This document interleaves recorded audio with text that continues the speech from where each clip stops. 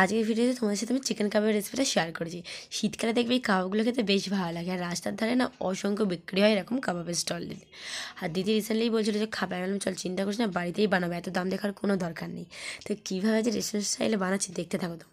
সর্বপ্রথমে এখানে 600 গ্রাম হাড় ছাড়া মুরগির মাংস আমি ম্যারিনেট করছি লেবুর রস, আদা, রসুন আর কাঁচা লঙ্কা বাটা দিয়ে। এটা কিন্তু পুরো ফাইন পেস্ট করে নিয়ে একটু দানা দানাও আছে, যা এটা হচ্ছে আমাদের ফার্স্ট ম্যারিনেশন। আর আজকে আমি কিন্তু একবার গ্যাস ওভেনে ফ্রাইং প্যানে বানিয়ে দেখাবো, কারণ অনেকের বাড়িতেই কিন্তু মাইক্রোওভেন বা তন্দুর করার কিছু জিনিস থাকে না, তাদের জন্য আজকের এই ভিডিওটা। বেশ ভালো করে মাখিয়ে আধ ঘন্টা রেখে দেবো। আর অন্যদিকে আমরা সেকেন্ড ম্যারিনেশনের জন্য প্রিপারেশনটা করছি। ফ্রাইং প্যানে 2-3 চামচ সর্ষের তেল গরম করে নিচ্ছি। গরম হয়ে গেলে লো ফ্লেমে করে 2 চামচ বেসন দিয়ে 1 মিনিটের জন্য ভেজে নিচ্ছি। দেখবে ভাজা যখন হয়ে যাবে না, ফ্যানটা হাফ কমে আসবে আর খুব সুন্দর একটা গন্ধ ছাড়বে, তখনই বুঝতে পারবে যে এটা পুরোপুরি রেডি। ব্যাস গ্যাসের ফ্লেম অফ করে এটাকে নামিয়ে নিতে হবে।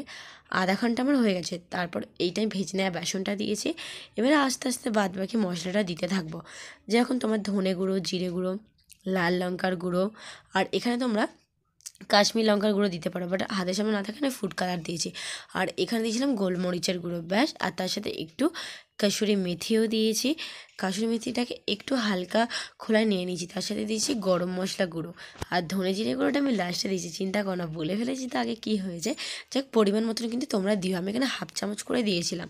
আর গরম মশলা গুঁড়ো যদি তোমরা না থাকে, তোমরা কাবাব মশলা বা তন্দুরি মশলা যা থাকবে তাই দিও, বাট হাতের সামনে কিন্তু গরম মশলাটা থাকলে সেটা অবশ্যই দিও। একবারে ঘরোয়া উপকরণে বানিয়েছি।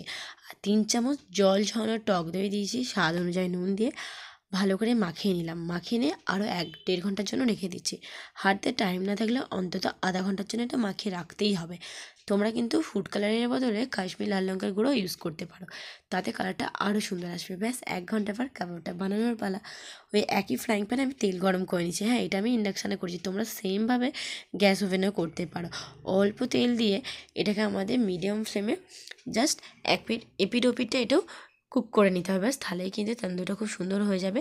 আর লো ফ্লেমে করতে, মানে মিডিয়াম ফ্লেমে করতে বলার একটাই কারণ, যাতে মাংসটা খুব সুন্দর করে সেদ্ধ হয়। একে তো ম্যারিনেশনটা অনেকক্ষণ থাকার কারণে অনেকটাই মাংস সফট হয়ে যায়। এটা করতে 8 থেকে 10 মিনিট টাইম লাগছে, এর থেকে বেশি নয় কিন্তু। ব্যাস, এটা কিন্তু তোমরা চাইলে কেউ গ্যাসে পোড়াতেই পারো, না পোড়াতে পারো। এমনি কিন্তু দেখো কাবাবের মতন এটা একটা দেখতে আসছে, আর মাংসগুলো কত সুন্দর সেদ্ধ হয়ে গেছে।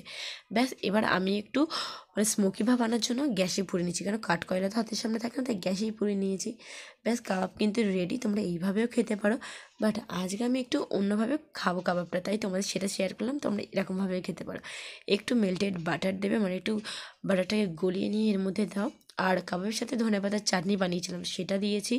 আর একটু দিয়ে দিয়েছিলাম চাট মশলার। বাড়িতে তোমাদের ফেস ক্রিম তো থাকে, যদি না থাকে তোমরা দুধের স্বর একটু ভালো করে ফেটে নিয়ে দিও। যেটা আমি দুধের স্বরের মধ্যে অল্প একটু দুধ দিয়ে দিয়েছিলাম। আর ফেস ক্রিম থাকলে অবশ্যই দিও, তাহলে তো ভালোই হয়। ব্যাস, একটু নাড়িয়ে চাড়িয়ে নিয়ে এইভাবে খেতে কিন্তু দুর্দান্ত লাগছিলো। আর তোমাদের গোটা ভিডিওটা কেমন লাগলো জানিয়ে, আর ভালো লাগে লাইক, কমেন্ট, শেয়ার, সাবস্ক্রাইব। লাস্টে পেঁয়াজ কিছু আর স্যালাড দেখে